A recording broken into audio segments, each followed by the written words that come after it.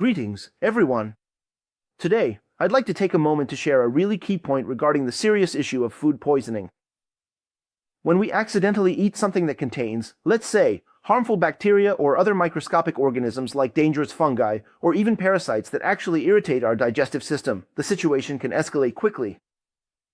If these pathogens manage to enter the body, they can rapidly multiply and start producing harmful toxins. These toxins are then absorbed directly into the bloodstream through the intestinal wall, and that is precisely when it becomes a full-blown, uncomfortable case of food poisoning that affects your entire system. So, when we eat this, let's say by mistake, like food that was left out overnight and not put in the fridge, well, that's the first mistake. Now, you might be able to reheat and eat a meal a few times, but only on the condition that you don't leave it out of the fridge.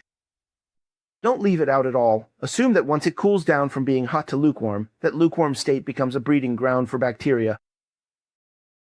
Well, when it's hot, bacteria can't grow, but as soon as that heat drops, bacteria and all sorts of microbes can start growing, forming colonies, and multiplying in that food, which becomes like a culture medium for them. That's why you need to put it in the fridge before that happens.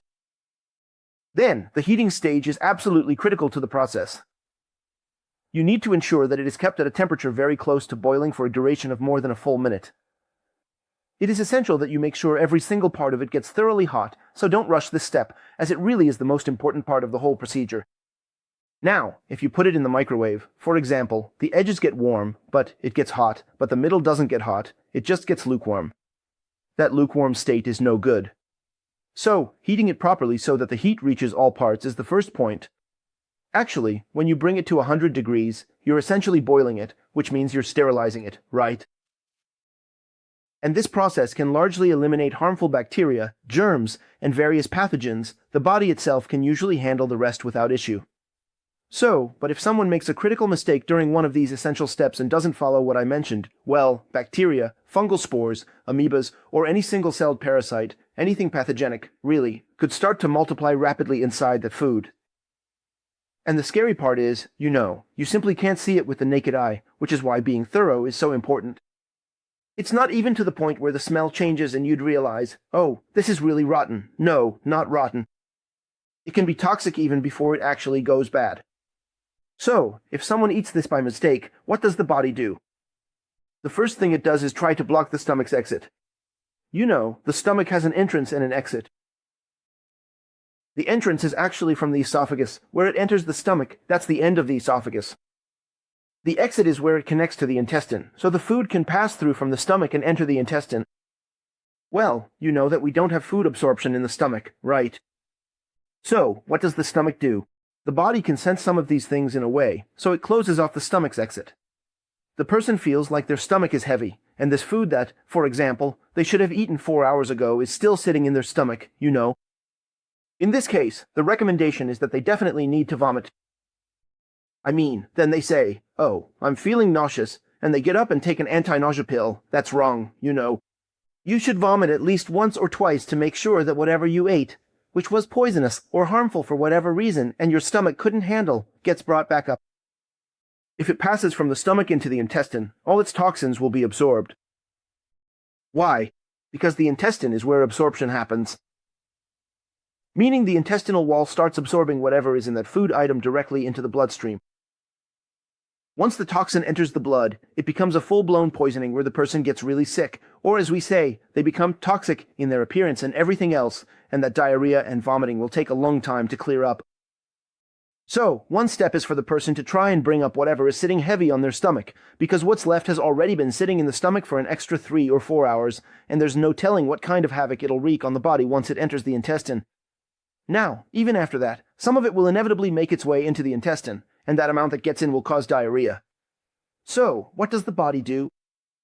The body's defense is to try and get rid of this substance, that half kilo of food you ate that contains harmful stuff, either from above or through diarrhea. It increases the speed of intestinal movement so it passes through faster, so it doesn't stay in the intestine like in a normal state where everything gets absorbed into the bloodstream through the intestine. Then the person also gets diarrhea, right? Here, too, we shouldn't stop the diarrhea, which I've explained in another video. For example, pills like diphenoxylate, which are opioid-based and essentially force the bowel movement to stop, shouldn't be used. We need to try. Well, I'll tell you what to do in the next step. So, this diarrhea and vomiting after eating something suspicious or tainted is actually the body's defense mechanism.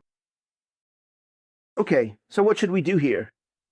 First off, regarding the stomach, I always used to give this example to my patients. I'd say it's like an angry person. You can't just feed them right now. Just like an angry person who snaps at you if you say a single word to them, your stomach is in that same state right now. So, you have to be very gentle with it. What does that mean? When a person feels a bit of an appetite, they shouldn't rush to eat just yet, okay. Now, if they're feeling really unwell, they should go get in 4, if they can't eat at all, if it's really bad. But before reaching that stage, the way to manage it is, for example, to eat just a spoonful or 2 or 3 of plain rice and yogurt, then wait an hour and a half, or 2 hours, and then go ahead and have another couple of spoonfuls. They wait another 2 hours, then go and have another couple of spoonfuls. Now, I mentioned rice and yogurt, but it could just as easily be rice and chicken, for instance. It really doesn't matter. Whatever healthy food is available and they feel like eating, they should just have that 1 or 2 spoonfuls, all right? Or maybe they just want a drink, like some liquids, so have them drink some dough. Do with a bit of salt is better. Or make some ORS. Prepare an ORS solution at home or buy it, and even if they just take it spoonful by spoonful, that will help them. So, they should start with small amounts frequently, with intervals, meaning wait to see if their stomach accepts those 2 spoonfuls or if it's going to erupt like a volcano and bring it right back up. That's the point where the person says, everything I eat, I throw up, and that has a critical window. Once that critical window passes, the stomach's irritation will subside a bit. What I mean is, you need to manage these symptoms, and the way to manage them is exactly what I'm telling you. Also, don't try to stop the diarrhea, let it run its course.